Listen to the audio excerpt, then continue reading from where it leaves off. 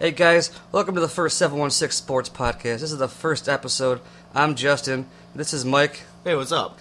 We're going to talk about the Sabres, Bills, and whatever else going on in the sports world that we have an opinion on. So, we're not going to waste any time here. Let's get this shit started. 716 Sports Podcast.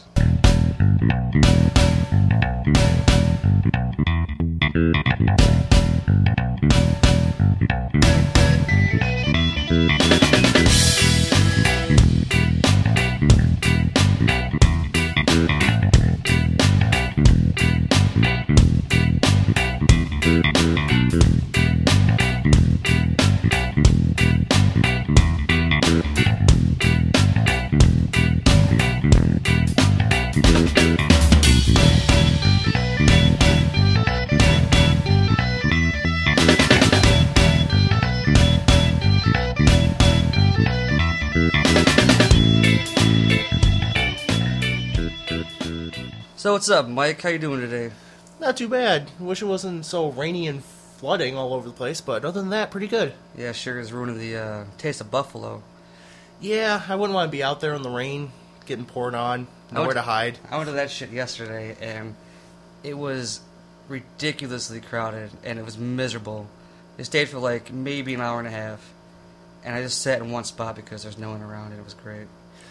I've always hated going to a Taste of Buffalo. I mean, I moved here in 2005. I missed that one, but I've went a few years, and it's always been hot, miserable, crowded, too many people, hard to get food when you want to. It's a good idea. They just need to make it bigger, more room. Yeah, and I've never seen so many people at that thing as I did yesterday.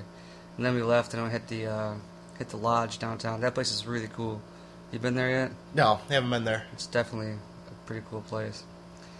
So it's Sunday, July 13th, and we're a few weeks late. This is the second attempt at our first podcast because I cannot use GarageBand and edit. I screwed it all up, and this was going to be a lot better anyways. Yeah, that first one would have been a comedy of errors. Yeah, it was pretty bad. So this one's going to be a lot better. Do you think if you can ever recover the first one, somehow we should use that as like a gag reel or something? I have it still. There's a bunch of good stuff on there. A lot of good stuff. Actually, would be pretty funny. But, so, 2 weeks ago we had the NHL draft, and Sabres drafted Sam Reinhart at the first pick at number 2. What do you think about Sammy Boy? Well, it was the pick just as expected. They were either going to pick one of the Sams or Draisaitl. I mean, that was pretty much given. Mm-hmm. But I think they came out well with picking up Reinhart. I liked Bennett a lot. I really wanted them to get Bennett. I know that they got the whole only one pull-up thing or whatever, but who cares? He's fast, and he has sweet hands, and he can shoot a puck. But now that we got Reinhart, I'm down with it. I think no matter who they picked up there, they had somebody already NHL ready. Yeah. I don't know. That pull-up thing may have affected Bennett. Who knows? Maybe they would have said he's not strong enough, but... Well, I can't do a pull-up. Doesn't mean I can't play a sport. But I'm down with it. I like it. I think he'll definitely play next season, especially since they just signed him to a contract yesterday. Yeah, with signing him to a contract, bringing in Gionta, you've got a young player, a good leader to look up to for that young player. He's done it all in juniors. There's no reason to keep him down there. I don't see the point. He's been there, done that, and he's just going to steamroll it, and I don't think he's going to get any better. If anything, he'll probably develop sloppy habits. Yeah, you don't get any better by doing the same thing over and over again. Mm-hmm. You don't get any better as a team or a player by playing against competition that's less than you. So it's best thing to do is bring him straight up to the NHL right now. I really liked it when they picked that Lemieux, Claude Lemieux's son. I was watching his highlight reel, and he's just a sniper. And he's mean. Well, I've heard he's a lot like his dad, so he's going to be a good player and an agitator. I watched his highlight reel, and he just was firing that puck from everywhere and smoking goalies. So we'll see if it translates to the NHL, but I like it. Yeah, the Sabres have a lot to be excited about this year, and the upcoming years. They've got a lot of good young talent in the pipeline. They sure do. ESPN said they got the best pipeline in the league. Give them some experience. Don't doubt it. How do you think the Sabres will fare this season? How do you think they'll finish? They still won't be in the playoff picture. I think we're way too far out of it last year. Yeah, people are saying that they're going to be too good. We're not going to get McDavid. They definitely got better, but they're going to struggle to win games. I mean, their goaltending is going to be average at best. And Miller played out of his mind last year. That's the only reason we won the amount of games that we did. Miller was the reason they won so many games. Well, not so many, but so many of the games they should have lost. I think they'll be better, but I don't think they'll win much. I think they'll just be more competitive, and they'll be a tougher out. I think they'll win more than they did last year, just based on the fact they have people that want to be there. They have players. They have leadership. I give them 6-7 more wins, which still puts them in that 1 to 3 pick range next season. Yeah, there's no doubt they're still a lottery team. And that lottery hasn't officially changed yet, but it could change. And I think the lowest they could still pick would be second if it did change. So it's not really a difference. Who do you think is going to start in net next year? That's a tough question. You got Neuwirth, who's been a starter in the league. You've got Enroth, who was Miller's backup, been with the Sabres for a few years now. That's a hard question. I think it's going to be a good camp and preseason competition. That's what's going to determine it. Who's going to start is going to be who has the better camp. I think that Neuwirth will pull it out in the end just because he's bigger than Enroth, and Murray is on record saying that he likes bigger goalies. Well, Enroth's small as a goalie by anybody's standards, and there's a lot of concern about that. People are worried about how small he is. Yes, he's agile. He's athletic. He makes saves. He didn't do too badly last year, but all the Sabres goalies played out of their minds at times. He's consistent. He's pretty consistent. If you can get solid defensive play out of the Sabres top 6, I think it'd be interesting. It'd be interesting to see, but it'll come down to again the training camp, preseason. You think they'll move any defensemen before the season starts? It'd probably wouldn't hurt, unless they have room for them all in Rochester and the juniors. Because I can see Zadorov being on the team next season, and Ristolainen played really good when he got called up at the end of the season there. And then there's Jake McCabe, and he didn't disappoint anybody when he was up here in his little short cup of tea. I mean, right now you're looking at the possibility of having 8 or 9 NHL-ready defensemen. You got to have 1 or 2 ready in case somebody goes down injured. But 9 NHL-ready defensemen, you're looking at too many people. Maybe have to move somebody. But what are you going to get for them? I definitely think that Pysyk will be on the team. Zadorov and Ristolainen, it can go either way. I think Ristolainen will definitely be on the team. Zadorov is the one that I can see maybe playing back in juniors, but he dominated the junior league last year. And I think in all this, I think Mike Weber is the expendable guy, because I think he'll maybe be a 7th scratch D-man or just trade him. Well, that's kind of what he's been the whole time he's been there. He's been that 7th defenseman. He'll get some playing time. When they only had maybe 6 healthy defensemen, he was usually in there. But I don't see him with this group being a top 6. I don't think so. He was pretty bad last season. He's probably the Sabres' worst defenseman. Well, it's not like he lit the world on fire or really has proven that he's a top 6 defenseman at all in his career. Yeah. You think Clutter's going to be back on the team next season? Now that Darcy and Ron Ralston are gone? Those freaking babies? No. You don't think he'll be on the team? I don't think so. He's got too much of a history with suspensions. I think that is Ted Nolan's kind of guy. I think, if anything, Clutter will be on the team and have more of a role than he's ever had. Yeah, I could see that. I can see that. But the thing is, he's got that suspension history. Anytime he's even near a player, if the ref thinks he looks at the player wrong, arm's going to go up. He's going to go to the box. It's going to be reviewed by the league. And could you imagine having a line that could be a fourth line of maybe a third line of Vacletta, Chris Stewart, and Zemgus Girgensons? That is a line I wouldn't want to be on the ice against. They would just steamroll you to the boards. They would lambaste you. They can steamroll you and play. Man, that could be a fun line to watch, actually. I like Girgensons a lot. He does not fuck around. The Sabres have way too many centers. Look at this depth chart right now, and there's like, how many is there? 1, 2, 3, 4, 5, 6, 7. There's like 13 or 12 centers on their depth chart. The one that surprises me that they haven't re-signed is Luke Adam. I know he isn't going to be your top center. He's probably not going to be your top 2 or 3 center. Maybe third if he's lucky. But he's not one of those players that I see him on the ice and think, oh, geez, what's going to go now? What's he going to fuck up? What do you think about Grigorenko? Do you think he'll... I think he'll probably start off in the AHL, and if a center gets hurt, give him a call up. And he said in an interview that he put on like 10 pounds of muscle, and so now he's 6'3", 219 pounds. Well, last year he was basically called out for being lazy. Maybe he was undersized, didn't like going into the corners, didn't like doing the hard work. Maybe putting on that muscle, getting him some time in the AHL, will get him ready for the NHL. Maybe he'll start picking up his game in that regards. Yeah, I think he was just timid, just being a baby.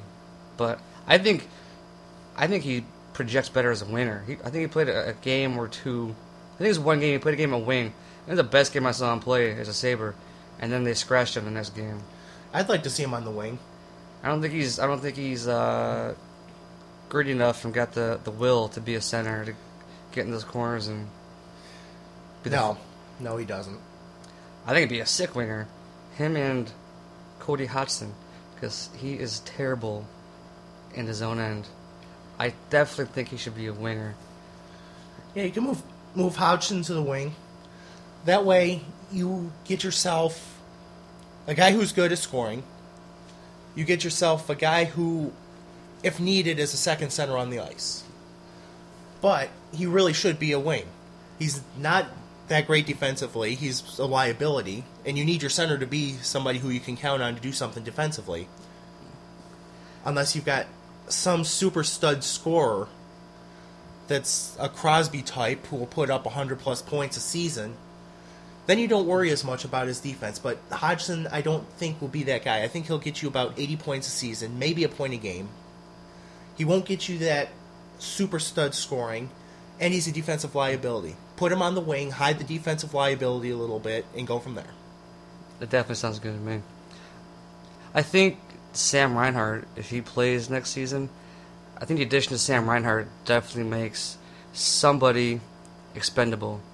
And if I am Trey Murray and that's what he's thinking, I would say that makes Cody Hodgson expendable.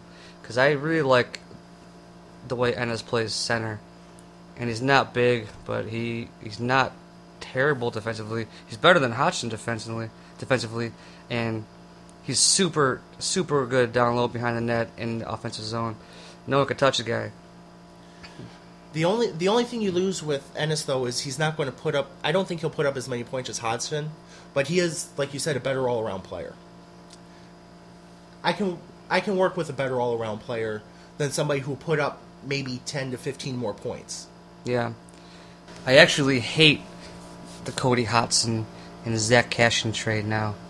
I think Zach Cashin would be the player the Sabres need now for the future rebuild. And they have scoring, and they're going to get scoring in the future drafts, and they need that playoff grit. And Cashin would be the perfect player for that. I like the way he played with the Sabres before he was traded for Hodgson. He had a few real nice fights. He had some lucky goals when he first came up. Yeah, but when he first came up, you put that hard work, you put that effort in.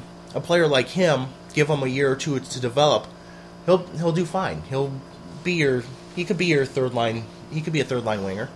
I mean, since the trade, Hodgson's production blows Cashin's out of the water, but I'm just saying that for the way the team's going and the players we have now, and are probably going to draft, I think Cashin would be sweet for this, be a good fit for the Sabres going forward. You would be.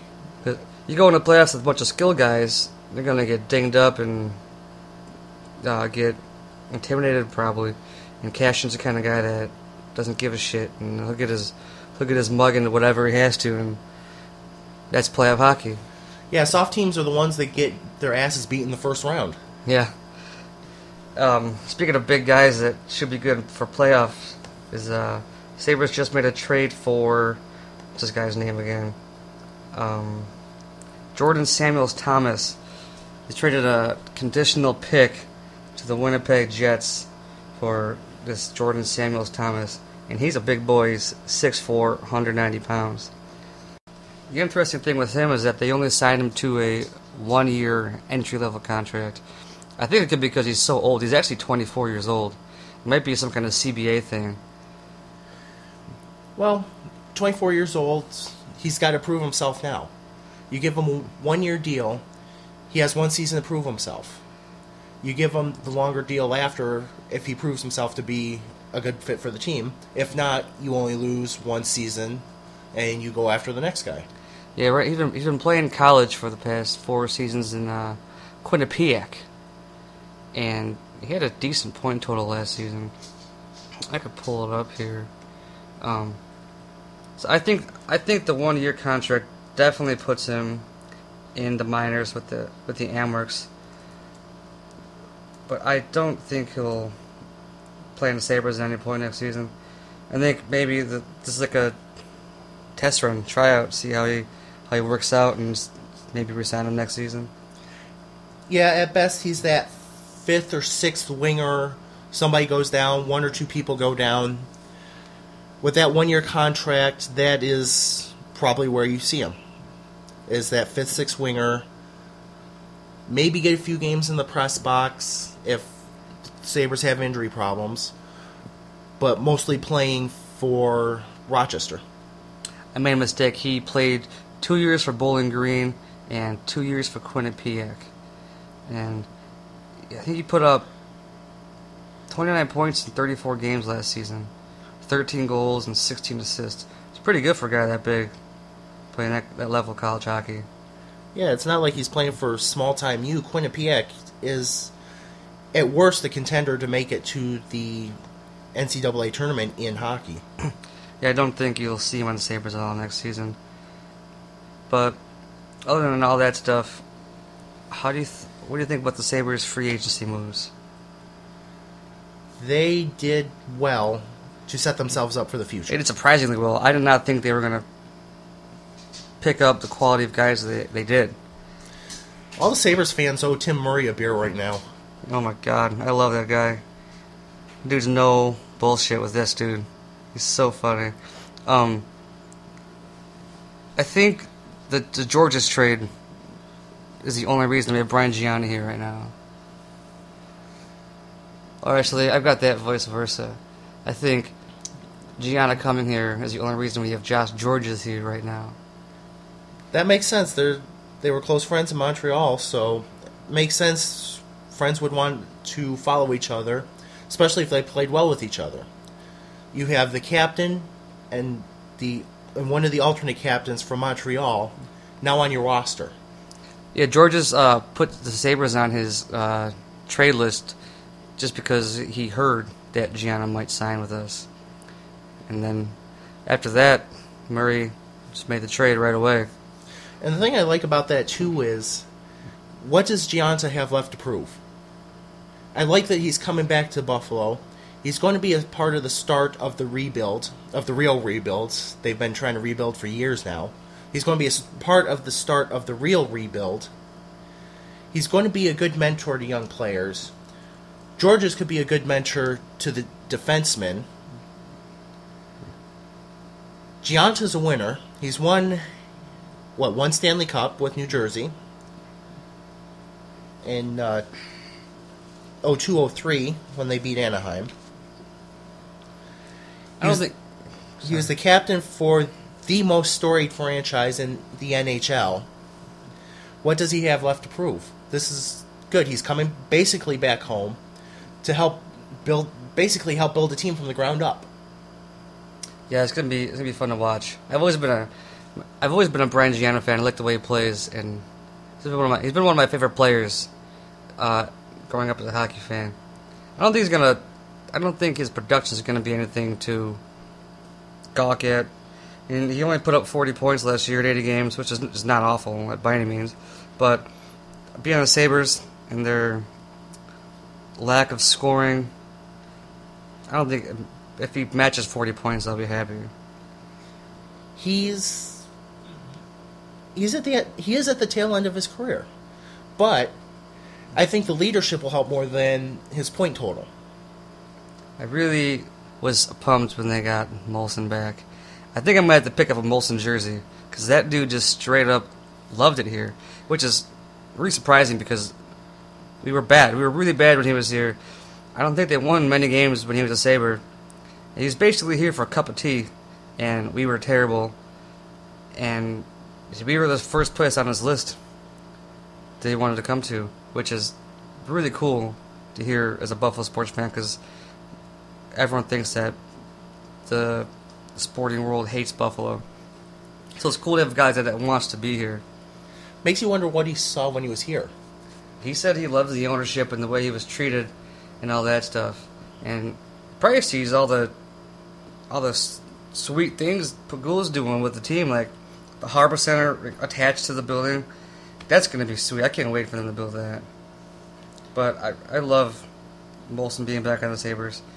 And he's got a 5-year deal, and he's a bit up there in age. I think he's like 29 or 28. But the way he plays is he's not like a flashy player. He's not like a speed skater. He's a solid player. He just scores goals. And he's 30 right now, so that puts him at 35 when his contract's done. But I don't see his production dropping off too much because guy just puts a puck in the net. Just no flash. Yeah, he's the solid, steady player. He's not the flashy player that you have to worry about. Oh, in 5 years he's going to slow down. He's going to be a step behind. No, you don't have to worry about that with him. And him coming to the Sabres and putting points up he did proves that it wasn't just because he's playing with John Tavares. Yeah, 29 points in 44 games on this team. That's pretty impressive. Yeah, definitely pretty good. Especially when you're the guy on a team with almost nobody else. Speaking of the Islanders, how do you think they'll do next season? And they picked up Grabowski and Kulemin. And everything I saw on Twitter is everyone's like, oh gosh, they're going to be so good now. There goes that good pick we're going to get from them. I don't think they're going to make them that much better. They picked up mediocrity. I think Grabowski is an above-average player at best. Kulemin's had a decent career, but I don't think he's anything that's going to put a team over the top. No, they really haven't done anything to put themselves over the top.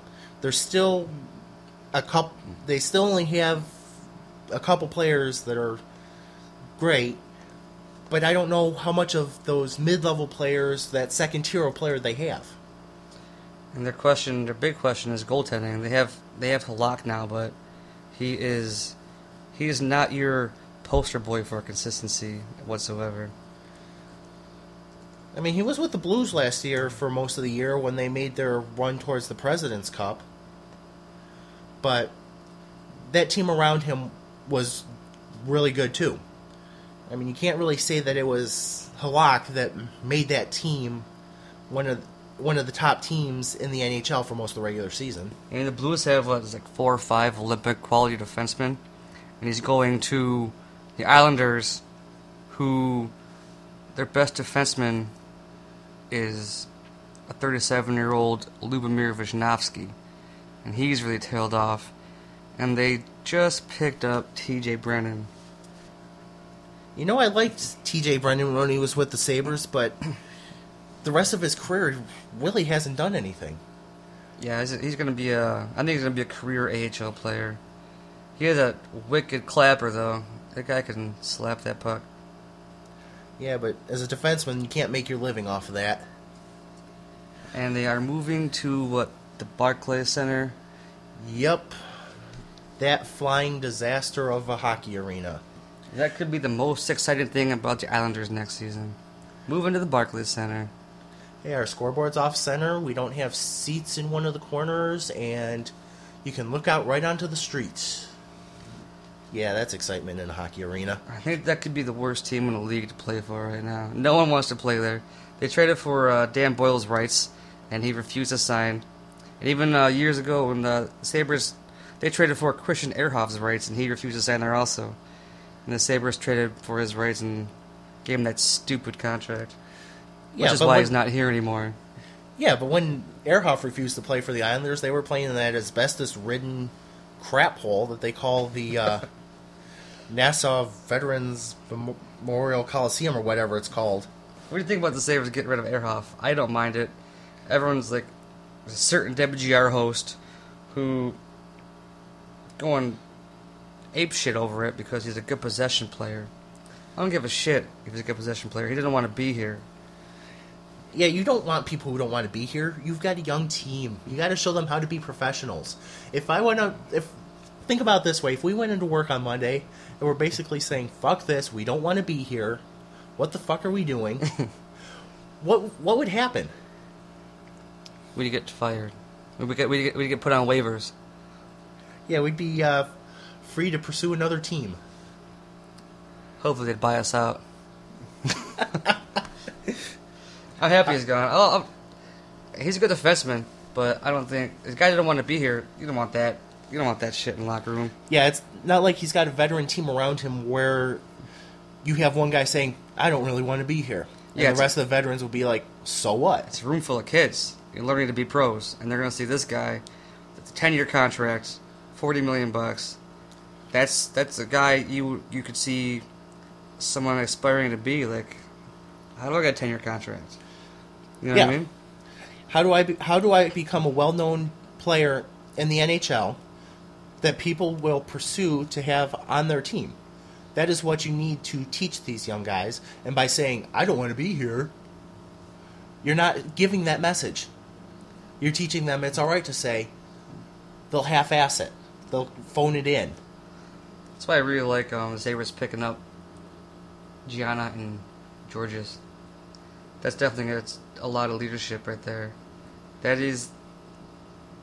He was an assistant captain, I think, for the Canadians.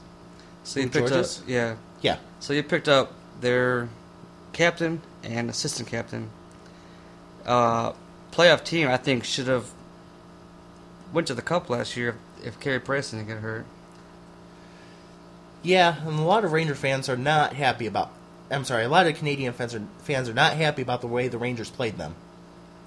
Why's that? Because they blame Price's injury on the Rangers. Oh, yeah, that's right. Yeah, that was pretty sketchy. It was all pretty questionable, that whole thing. Totally forgot about that, actually. I think that the Canadians definitely could have taken the Rangers if they had Price in net. And I would have liked to have seen a rematch of the 93 Stanley Cup Finals. Yeah, that'd been cool. It's like the next generation. I think it would have been a better finals to watch if the Canadians had made it to play the Kings. I think it would have lasted longer, which is what I wanted, because I was so sad to see hockey end so fast. Well, it went, what, 5 games? 6 games? It was 5 games. 5 games. Stanley Cup Final should be more than 5 games. And they were good. They were good 5 games because the Kings came from behind almost every game, down 2-0. Almost every game, not saying every game.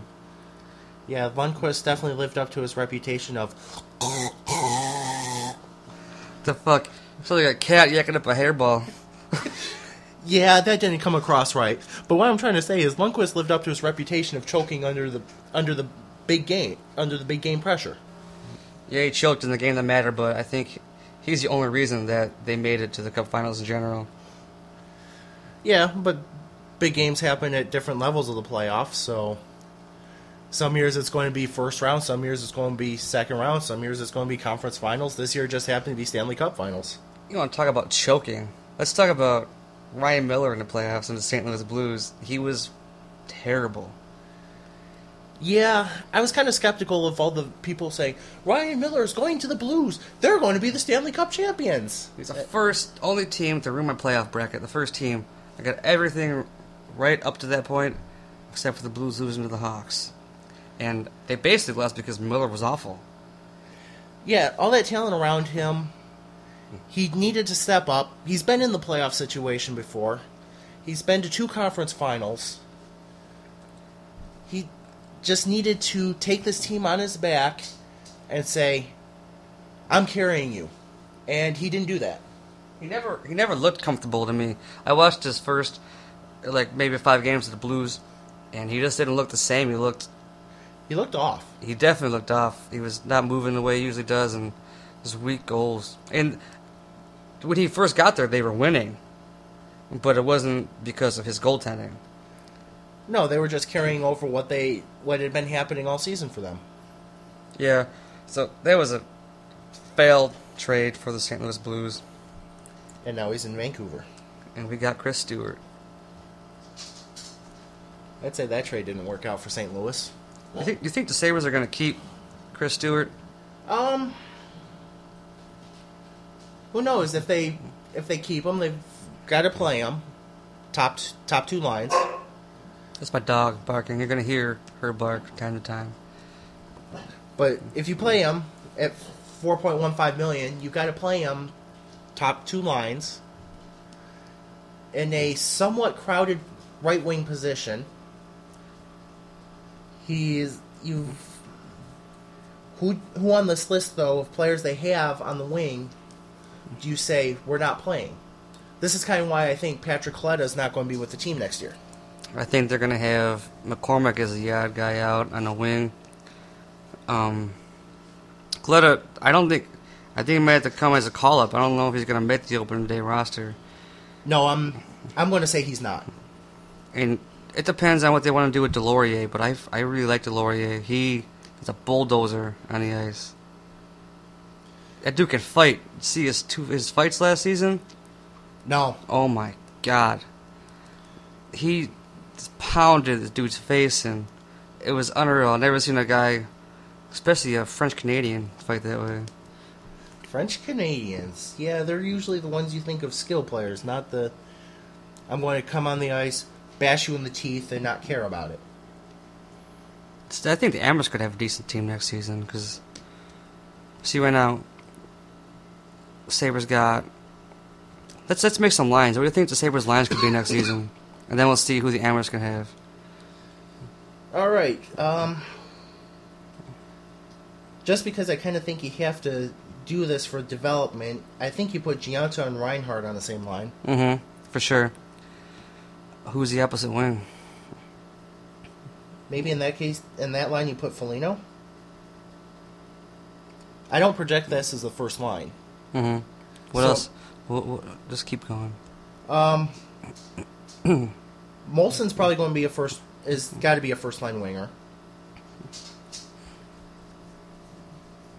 But who'd you put with him? Do you put? You're kind of trapped into putting Stewart with them, wouldn't you say?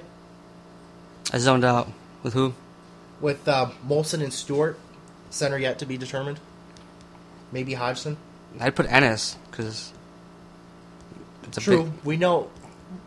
We got to have confidence that Ennis is going to be re-signed. Got the size down. Yeah, he's not signed yet. They'll sign him. I think it's not signed yet because they're working on a longer-term deal as opposed to the qualifying offer has been offered. I'd like to see Ennis with a 5 or 6 year deal. Yeah, but I'd like to see Ennis with like Stewart or Foligno or Stafford, just because that's size with a smaller guy, and he can feed them to the puck. Well, Stafford's up and down. He's been up and down his whole career, but it's contract year. Mm-hmm. He's produced in his contract years, so... Drew contract year Stafford. So you're either going to put Stafford or Stewart first line with Ennis and Molson. You're looking at the depth chart trying to do this makes it really difficult with all these centers because they're not going to put Sam Reinhart on the third line. He's going to be a second line.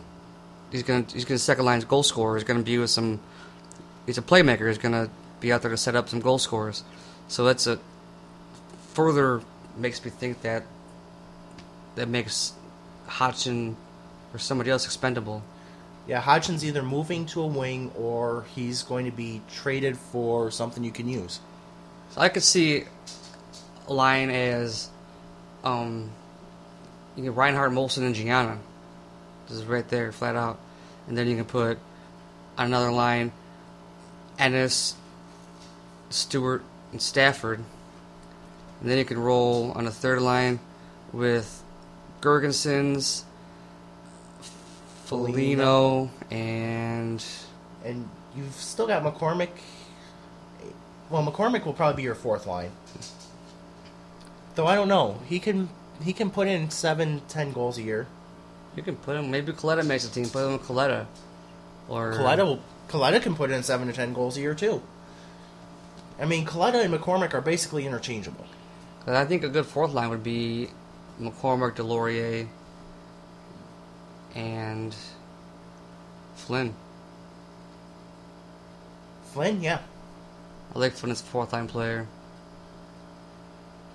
So this could be interesting to see how the roster turns out this season for sure. I think Greg Renko has a shot at making the team. Not as a center though. If he makes the team, it'd probably be as a winger. It'd have to be as a wing. He probably starts. Well, if he's not on our top four lines, does he sit in the press box learning the game, or does he go down to Rochester? See, I did not put Hodgson on the line, did I? I don't think you did. I did not. I suck at this game. Yeah, but it's not like there's any clear cut. Who are you going to put? Do you want Hodgson playing a third line checking role because dude can't play defense? No. You don't want Ennis doing that because he's so small.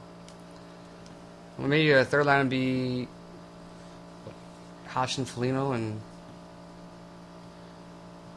Gergensons. Maybe maybe you have 3 scoring lines. That's not really a scoring line, I don't think. Hodgson is the only real goal scorer on that line, pure goal scorer. But one of those two guys that play wing, I mean, Gergenson played wing a lot of the time last season. But then once Tim Murray came, they put him back at center, and he played well. So there goes that too many centers thing. I definitely see someone going before the season starts. Yeah, you almost have to. You almost have to send somebody. You almost have to send somebody out somewhere for draft picks. Let's say Hodgson. It's a whole hypothetical. Let's say Hodgson and Stewart are both available for trade. Do you think they're more valuable now before the season starts or at the trade deadline? Take their contract into effect too, because Stewart's in a contract year and Hodgson has term. So he's probably more valuable than Stewart. But anyways, do you think you can get more for either player now or at the deadline? Well, I'd have to say maybe early in the season. You at least need time to know what you truly have before you can say this player's valuable, this player's not. This one will get a better return, this one won't. And right now, every team's roster is on paper. You don't know what you truly have until you start your camps, your off-season activities. You don't know what you have. You know what you have from previous years, with other teams maybe, other players, but you don't know what you have for this year. Changing the subject, kind of. Do you think they'll keep Myers? You think they should keep Myers, or do you think there's a lot of trade rumors surrounding his name lately? I know the Red Wings have been trying to get after him, but I guess the price is way too high. Yeah, Myers is still got years left on his contract. High dollar contract. The question is anybody going to take it? I'm not sure that he's a $5.5 million defenseman. I think when he plays up to his potential, he's definitely a $5.5 million defenseman. But how often does he play up to his potential? He's got to play up to his potential for 82 games a year, and however long they're in the playoffs. He definitely played better under Nolan than he did the tail end of Ruff and the Ralston disaster. So at this point, if I'm a GM from somewhere else, I say, if I need a defenseman, I need to watch Myers now, with Nolan as the coach instead of Ruff, Ralston, whoever else. Do you prefer to keep him or prefer to trade him? Well, at this point, I would prefer to trade him, just because of the crowded defense group you have. But I don't know if you can do it. I prefer to keep him, but if they want to trade him, they shouldn't trade him now. They should let him play up the season, up until the trade deadline, and if he plays well, that maximizes his value, and you can get a ton for him. Yeah, he's definitely a deadline deal player. If you look to trade him, he's a deadline deal player. Yeah, if he can get back to his Calder Cup form. Oh shit, your battery's dying, Peter. You want to plug that in? Yeah. Anyway, if he can get back to his Calder Cup form, and they do want to trade him, I think the time would be at the deadline, if he plays well, to maximize the value you can get for him. Because he's got a lot of term left on his contract. And you could get a ton for that guy. And we've already got a solid defenseman coming up for the future. I think Pysyk is going to be a really good defenseman for us. Now, do you think maybe you could turn Myers into that goalie that you need? That number one stud starting goalie? I like our goalie prospects though. I think Hackett, he didn't win much when he was here, but that's a team in front of him. But I think Hackett played really well when he's up here with us. And I also like the way that Lewin played. Or was it Knapp? Both. I like the way both of them played when they were up. I mean, last year the Sabres went with nine goalies, 7 of them played, and I don't really think any of them really did that badly considering the situation they were thrown into. Yeah, and they had a bunch of AHL defensemen up at that point too. Yeah, the goaltending situation, I mean, it's not ideal. I don't think you have that number one right now. You still may need a year or two to develop at least one of your goalies in the minors. And I'm thinking in a year or two they'll be fine. But do you think maybe you trade Myers to get that number one goalie for this season? Somebody who can also mentor the young goalies. Maybe play another season or two if needed, if you don't have anybody ready yet. I can't see the Sabres trading him for a goalie if they trade him. They'd probably get nice, middle age, like 24, 25 goal scorer. You don't really see goalie trades go down too much in the NHL, which I don't see a trade like that happening. Okay, so you think you can get another goal scorer in for Myers? Yeah. And now, with the fun we've been having with the depth chart, who do we replace, and where do we put him? It's a tough question.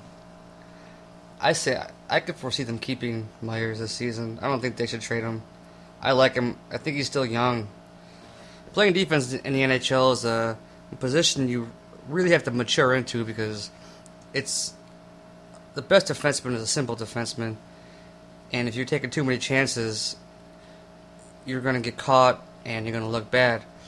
And I think you really got to mellow out as a person and settle down in your own head to be a good NHL defenseman. And he's 20, 24. I think he's still got some maturing to do. And I think he'd be a great defenseman. I think he could be our best D-man for years to come. So how much maturing do you think he'll end up doing?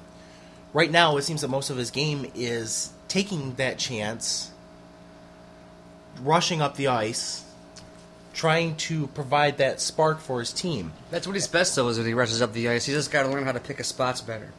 He rushes up at wrong times and gets caught.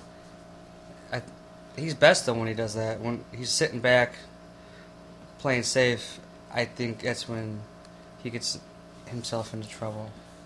So do you think that maybe the new coaching staff with Nolan instead of Ruff and Rolston will help him get into that more mature defenseman mentality? Or do you think that it'll just be the same progression as it has been, and with it being him being in the league for a few years, does he just keep progressing down the same road, not learning? I think when Nolan came on, he started to play a lot better. I think it's because you saw him rushing the puck up more. And then once Tim Murray came in, he had to sit down Myers, and they probably discussed kind of player they wanted him to be. And Tim Murray has said multiple times that he wants a more puck-moving defenseman, someone that can wheel the puck up the ice. And I think once you saw that regime come in with Murray, I definitely think he played better because he was taking the puck up the ice and doing his thing. So we'll get to see in a couple months. We'll get to see whether he's matured he's going to mature as a defenseman, or if he's going to play the same game. I think he'll be just fine. I don't think anyone should panic and try to trade him. I think he's a phenomenal hockey player. Well, we can't take trade off the table. I don't think we can ever take trade off the table. But deadline, maybe. Like I said, I'd prefer to trade him, get something for him. You've got a good crowd of defensemen coming up behind him. Yeah, I don't see Mazzaros being here after next season, though. I don't see Mike Weber being a Buffalo Sabre much longer. So that would give you, down the road, it can give you Myers, Georges, Ristolainen, and Zadorov, and Pysyk, and maybe McCabe Ruedel. Well, that pairs you down to 7 defensemen. That's perfect. That's actually a solid defenseman group right there. That's really good. Yeah, I'm thinking the 1-year deal. Not going to... Mazzaros, I don't think, is going to be here after next year. Weber, he's up and down, mostly down. He's going to be the odd guy out.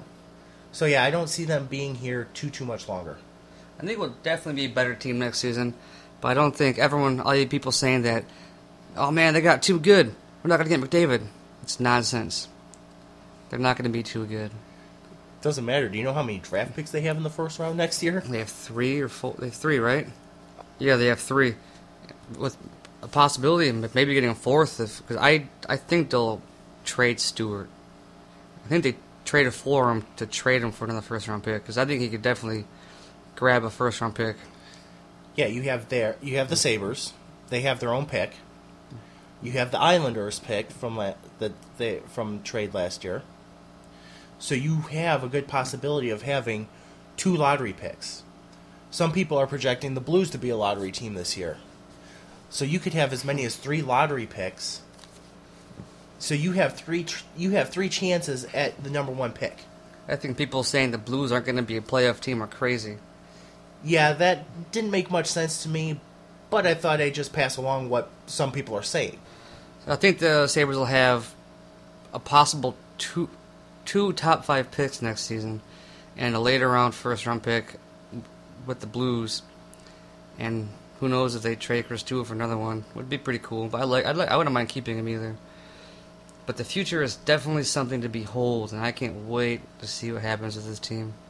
Yeah, right now I see the worst the Sabres getting is another second overall pick, whether it's on their own or whether it's from the Islanders pick. So basically you're in a position where you have 2 second overall picks in 2 years at worst. That's not a bad position to be in. I think definitely get a top 5 pick out of the Islanders because I don't think Kuhlman and Grabowski are going to do anything special back there. And I think the Islanders are going to be lucky if both of them can equal the points the production Vanek put up there last season. I don't think you'll have 2 players put together the production of Vanek. And even if you do have 2 players do it, you're still basically losing the production of 1 player to make up for having to have 2 players do what 1 did. Yeah. They were pretty dead in free agency. No one wanted to go there. I was actually surprised that they got both Grabowski and Kuhlman. And people saying that they're going to be good next season because they got those 2 players, I think they're crazy. No, they're not going to be that good. If you're one of those people saying that, you're crazy. The Islanders are going to be around the same place they've been the last couple years. They're not going to make a playoff spot. They're going to be closer to the bottom than the top. I don't care if you've got Tavares. I don't care if you've got a new shiny building with its offset ice and its off-center scoreboard and weird seating arrangement. That does not make a team good. They still need at least one more top player, and okay, so they brought in 2 second-tier players. They still need one more of those. You need to help your goalie. Yeah, their defense is terrible. They don't have any real solid defensemen. And that's definitely going to be the downfall. Especially with Halak back there, Mr. Consistency. It's going to be fun to watch. And the thing is, with the Sabres, you can see them moving forward. With the Islanders, they're not moving forward. That's the big difference between the two teams. The Sabres, within a year or two, will pass the Islanders. They'll pass Edmonton. They'll pass Florida. They'll start climbing up the ladder. They'll be in contention for playoff spots the Sabres will be in contention for a playoff spot real soon, and a lot of these bottom teams are not going to be there. Yeah. I'm going to flip the script here. What do you think about the Taves and Kane signing in Chicago? Yeah, I'm not really a fan of that. Too much money tied into two players. Now, granted, both of them are young and have had great careers, but that's just too much money to be tying into two players. It put a lot of money into those two, but the salary cap keeps going up. It's a $70 million next season. But you've still tied up $20 million of that in two players. What happens when you need to sign more of their players? What happens when Chicago may need to re-sign Duncan Keith? You may need to think about re-signing Hossa. What if they want more money?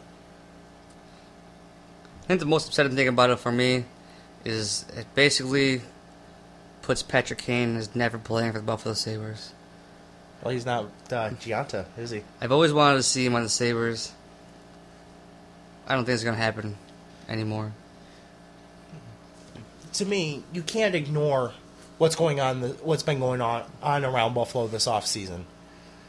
For Kane to sign an 8-year deal, like you said, it basically has him finishing his career in Chicago. He's never going to play here. To me, with all Kane has already accomplished in his career, why wouldn't playing at home be one of those things that you want to do? Yeah, especially in Buffalo. I mean, by the time that contract's done, this team's probably going to have a good 3-year run of being a solid team. Why wouldn't you want to try to win one in front of your home fans? Speaking of re-signings, I think the Devils overpaid for Corey Schneider. They gave him a 7-year, $42 million contract. I think that's kind of insane. Yeah, he's not the next Brodeur. He's been a career backup. He was behind Luongo in Vancouver. I think he actually got some starts at some point when Luongo was struggling, but it's not like it was a career move. And yet to sign him to a 7-year, $42 million contract is just crazy. Just the fact that he's never been an actual starting goalie before in the league, and to give him that kind of contract, I think it's a little bit much. And he played really well last year. He had a 92 save percentage and 1.97 goals against, which is really fucking good. But maybe another year to prove it. I think the contract, the term and the amount of money I think it's a lot. Hey, it could work out though. Maybe make me look stupid. Yeah, well, they don't score in New Jersey, so. But then again, in that situation, you also look at his other numbers. Goals against average below 2, save percentage 920. You're putting up the numbers, so it's up to the team around you at that point to make sure they put up their numbers. Make sure they get you some scoring support. I'm actually really surprised that no one has picked up Martin Brodeur yet. My honest opinion, retire. Retire before you tarnish your legacy by playing too long. I mean, that's one of those things that some players do. They just hold on too long. Bordeaux's won, 2 Stanley Cups, made another Stanley Cup final, in which they lost to LA. He's the career leader in wins. He's done almost everything you can do in the NHL. Why not just go out, you're still good, you're still great, nobody's going to remember your decline years, because you really don't have any.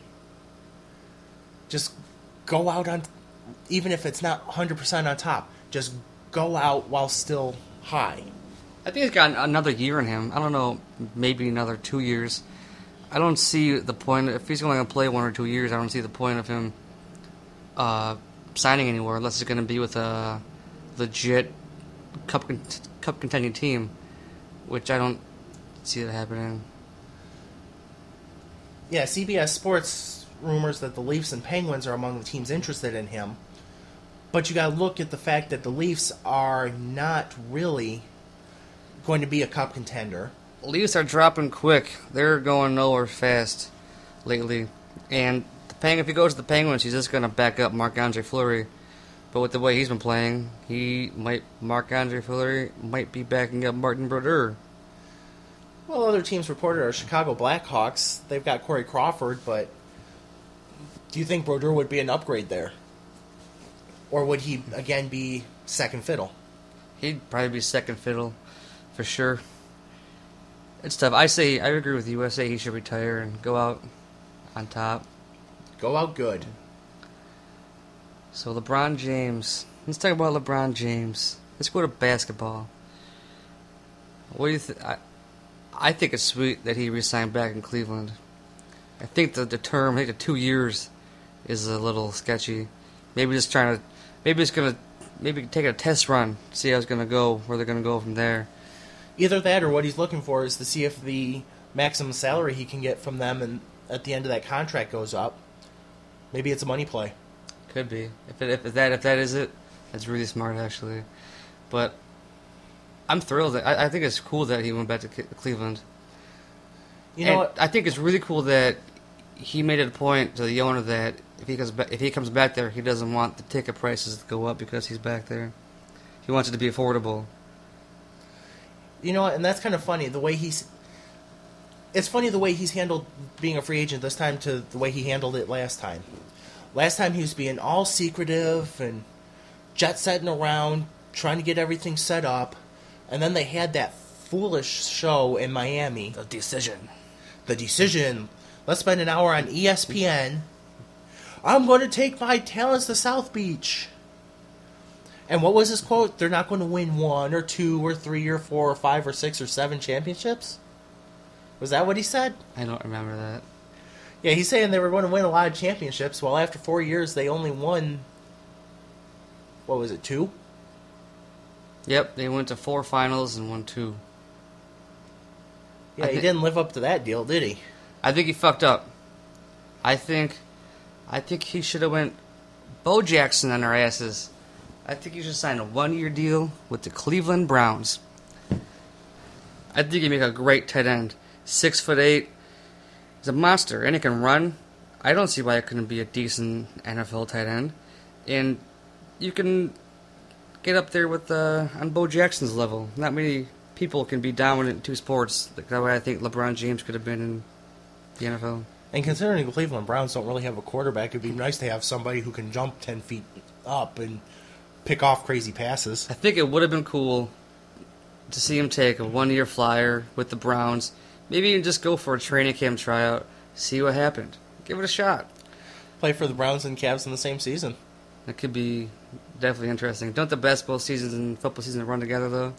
A little bit. I mean, he'd still get more than half the season on the Cavs as well. I just think it'd be cool to see a player do that. I doubtful it'll ever happen, but it would be cool to see another Bo Jackson type athlete in our era. And starting at tight end, number 23, LeBron James. But yeah, it's amazing that I'm amazed that the Cleveland fans want him back. That's surprising. As much of a dick as he was about it the first time, about going to Miami, making a big deal about it instead of just saying, okay, I'm going to Miami. I don't think that shit would have flew in Buffalo. We like to hold our grudges. He wouldn't even be able to come back as a visiting player if he did that here. That's funny. We'd have the roadblock set up on every way in, and he wouldn't be able to make it to the arena. You'd have angry people with torches and pitchforks saying, "Get out! Get out!" Definitely, that'd be funny. You hear about that sleeping Yankees fan that is trying to sue ESPN for $10 million? ESPN, Major League Baseball, the Yankees. I think it's hilarious. I hope he wins, because that'd be the greatest American success story of all time. What, so you can go, hey, I got rich sleeping at a game and accusing people of saying things they never actually said. Look at this guy. He looks like a freaking bum. Yeah, how does sleeping in that position not hurt? I don't know if everybody's seen the pictures, but he's sleeping with his head is tilted all the way over to the right and somewhat forward. I like the detail. I think it'd be hilarious if he won. I hope he does win, because I don't like ESPN. I hate ESPN. LeBron James Sport Network.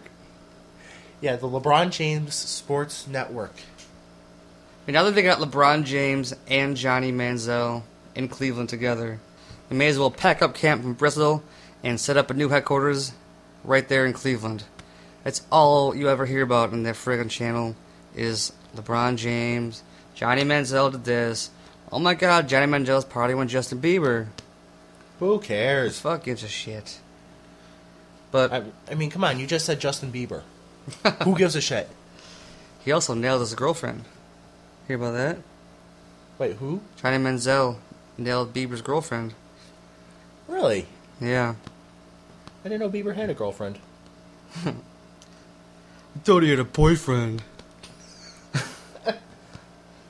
Well, I think that about wraps it up for the first episode of the 716 Sports Podcast.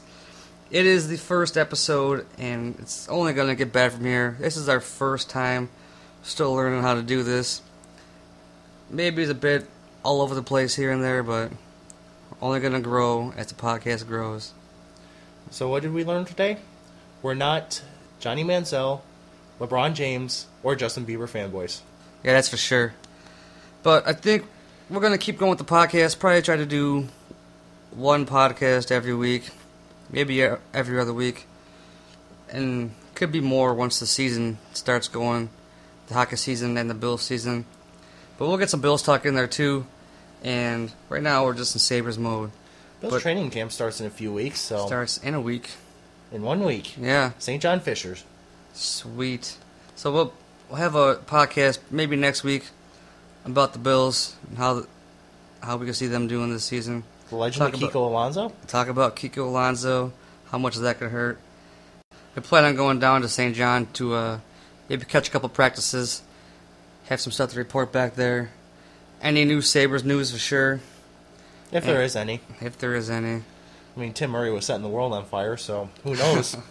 And anything else that happens in the sports world.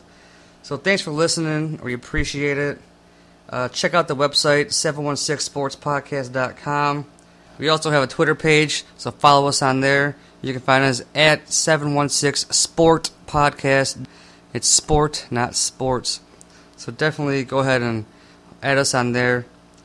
And you can watch me troll Pat Kane every day for the next 8 years. But check out the webpage. We're going to have right now we're just doing a podcast on YouTube. In the short future, it'll be up for download, so you can listen to it at your convenience. But thanks again. Take it easy. Have a swell week. And goodbye. See ya.